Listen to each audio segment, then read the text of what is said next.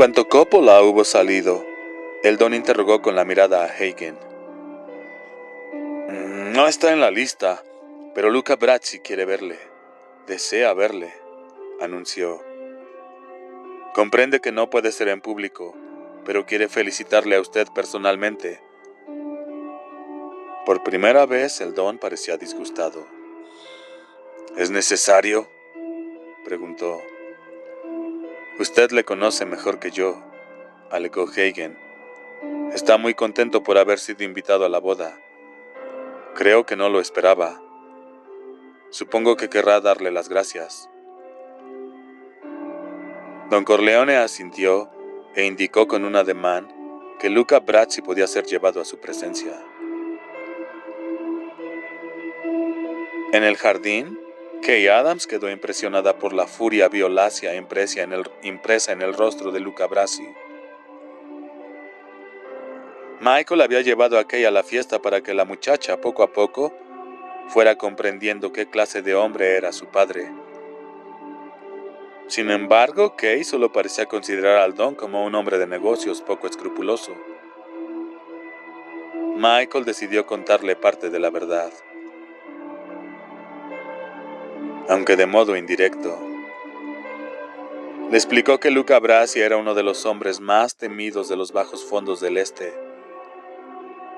Según se contaba, su mayor talento consistía en realizar personalmente los asesinatos que se le encomendaban. Al no tener cómplices, era casi imposible que la ley lo descubriera. No sé hasta qué punto es cierto todo esto. Lo que sí sé es que es una especie de amigo de mi padre, dijo Michael, sonriendo levemente. Por primera vez, Kay empezó a comprender. ¿Insinúas que un hombre así trabaja para tu padre?, preguntó insegura. Al diablo con todo, pensó Michael. Kay podía y debía saberlo. Hace casi 15 años, algunos individuos trataron de hacerse con el negocio de importación de aceite de mi padre. Trataron de matarlo y casi lo lograron. Luca Brasi se encargó de ellos. Resultado, mató a 6 hombres en 2 semanas, con lo cual terminó la famosa guerra del aceite de oliva, explicó Michael, quien al final sonrió como si hubiese explicado un chiste. ¿Quieres decir que tu padre fue tiroteado por una banda de gángsters?, preguntó Kay con voz estremecida. Hace 15 años. Desde entonces todo ha sido una balsa de aceite, respondió él, temiendo haber ido demasiado lejos. Solo quieres asustarme, dijo Kay. Lo que ocurre es que no quieres que me case contigo, bromeó la muchacha, dándole un amistoso codazo en las costillas. ¿Te crees muy listo, ah? Solo pretendo que lo medites bien, contestó Michael, devolviéndole la sonrisa. ¿De verdad mató a 6 hombres?, interrogó Kay. Eso dijeron los periódicos, contestó Mike. Nadie pudo comprobarlo. Pero se cuenta otra historia de Luca Brasi, una historia de la que nadie habla. Debe de ser tan terrible que ni siquiera mi padre la menciona jamás. Tom Hagen la sabe, pero nunca ha querido contármela. En cierta ocasión, bromeando, le dije: ¿cuándo seré lo bastante mayor para que me expliques esa historia relacionada con Luca? Tom me contestó: cuando tengas 100 años. Realmente, Luca Brasi era un hombre capaz de asustar al mismo diablo. De corta estatura y cuadrado, su sola presencia llevaba la intranquilidad a cualquier ambiente. Sus ojos eran color marrón pero fríos como el hielo. Su boca, más que cruel, parecía sin vida, delgada, como de goma y de color morado. Tenía fama de ser un hombre terriblemente violento, y era legendaria su devoción por Don Corleone. De hecho, en sí mismo era una de las bases sobre las que se asentaba el poder del Don. No había muchos como él. No temía a la policía ni a la sociedad, ni a Dios, ni al infierno. No temía ni amaba a nadie. Pero había escogido temer y amar a Don Corleone.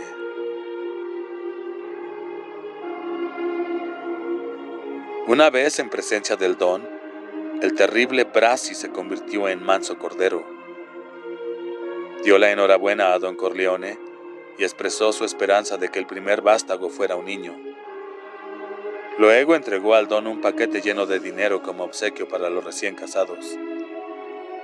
Había logrado su objetivo. Hagen se dio perfecta cuenta del cambio operado en Don Corleone, quien recibió a Brasi tal como un rey saludaría a un súbdito que le hubiese prestado un gran servicio.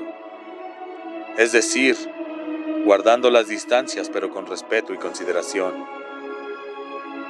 Todos los gestos, todas las palabras de Don Corleone indicaban a Luca Brasi con toda claridad que se le valoraba en gran medida. El Don no mostró sorpresa ni por un momento ante el hecho de que el regalo le fuera entregado personalmente. Lo comprendía. La suma que había en el sobre superaba casi con toda seguridad la de los demás sobres. Brasi habría pasado muchas horas decidiendo cuál sería la suma más adecuada, teniendo en cuenta, claro está, lo que probablemente darían los demás.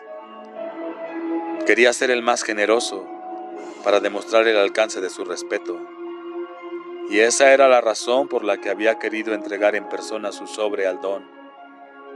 Torpeza que el Don supo disculpar. Hagen vio que el rostro de Luca Brasi mudaba su expresión, por lo general siniestra, por otra casi alegre y amable. Antes de salir de la estancia, el hombre besó la mano del Don, mientras Hagen, prudente, le dedicaba una amistosa sonrisa que Brasi agradeció con una mueca cortés de sus finos y amoratados labios. Cuando la puerta se cerró detrás de Luca Brasi, Don Corleone lanzó un suspiro de alivio. Aquel era el único hombre del mundo capaz de ponerle nervioso. Era una fuerza de la naturaleza, una fuerza que nadie podía controlar del todo. Al tratar con él, era preciso poner el mismo cuidado que al manejar dinamita. El Don se encogió de hombros. También era posible hacer estallar dinamita sin peligro alguno, si llegaba el caso. Miró interrogativamente a Hagen. ¿Es Bonacera el único que queda?, preguntó.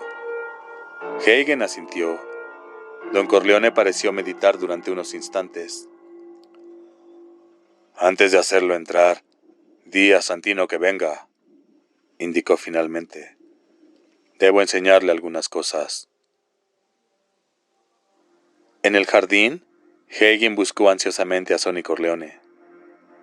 Dijo a Bonacera que tuviera paciencia y se dirigió hacia donde estaban Michael Corleone y Kate Adams. ¿Has visto a Sonny por aquí?, preguntó.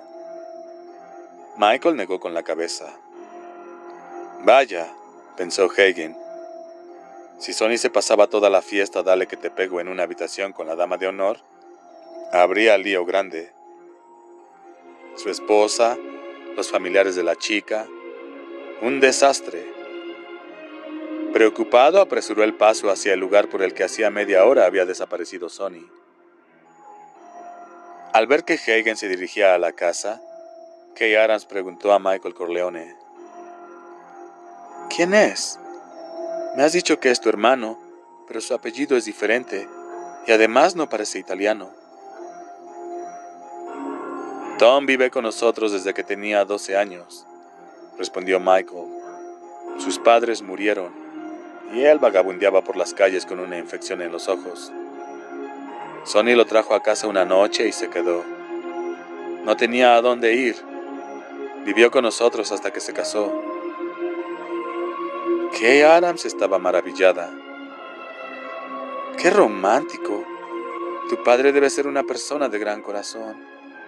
No todo el mundo se dedica a adoptar niños, teniendo tantos hijos propios.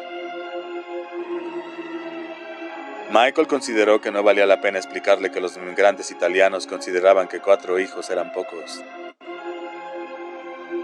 Tom no fue adoptado, simplemente vivió con nosotros, se limitó a decir. Ya, ¿y por qué no lo adoptaron?, preguntó ella con curiosidad. Michael se rió. Porque mi padre dijo que no teníamos derecho a cambiar el apellido de Tom. Siempre consideró que sería una falta de respeto hacia sus padres. Vieron cómo Hagen y Sonny se dirigían al despacho del Don, y Kay señaló a Amerigo Bonacera.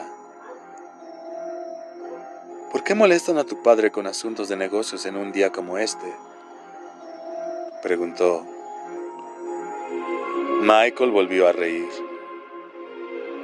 Porque saben que un siciliano no puede negar nada el día de la boda de su hija, contestó.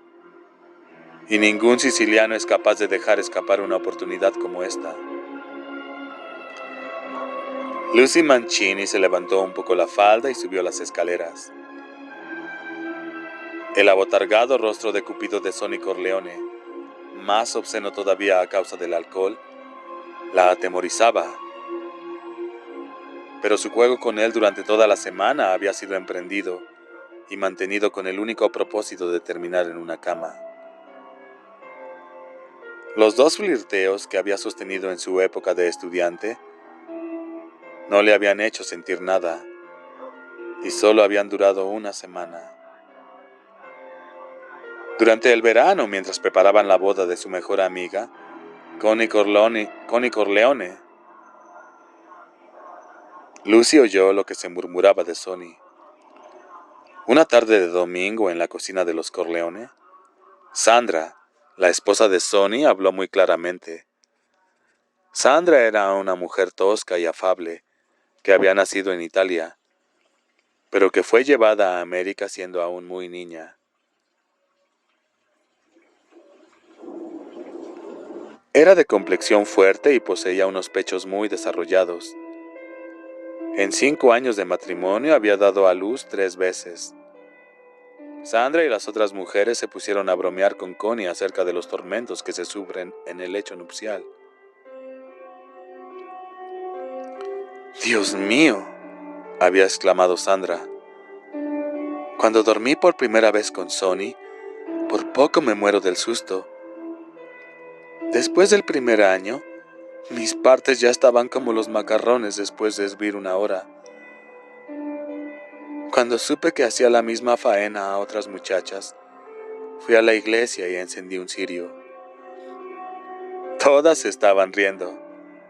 En cambio, Lucy sintió un hormigueo entre las piernas. En ese momento, mientras subía a encontrarse con Sonny, sentía que su cuerpo se estremecía de lujuria. En el rellano, Sonny la tomó de la mano y la condujo hasta una habitación vacía. Cuando la puerta se cerró tras ellos, Lucy se dio cuenta de que las piernas le flaqueaban. Notó la boca de Sonia en la suya. Sus labios sabían a tabaco y a alcohol.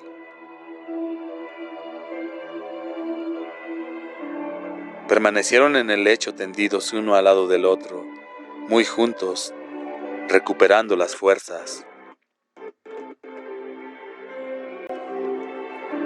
Oyeron unos golpes en la puerta. Tal vez llamaban desde hacía rato, pero ellos no se habían dado cuenta. Sonny se puso rápidamente los pantalones y bloqueó la puerta con el pie con objeto de que quien fuera no pudiese abrirla. Lucy se compuso apresuradamente el vestido con los ojos llameantes. De todos modos, pensó, no se darán cuenta de nada. Luego oyeron la voz de Tom Hagen muy baja. «Sonny, ¿estás ahí?» «Sí, Tom, ¿qué ocurre?», dijo Sonny tras un suspiro de alivio.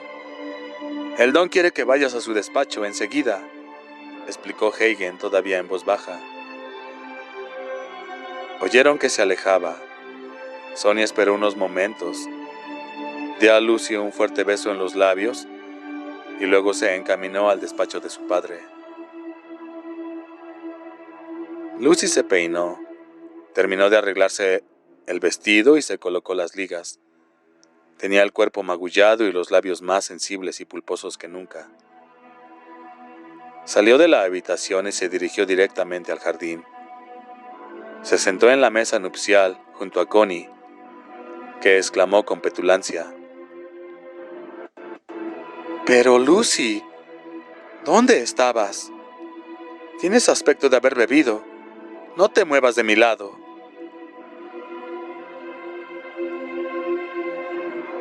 La novia llenó de vino el vaso de Lucy y sonrió maliciosamente.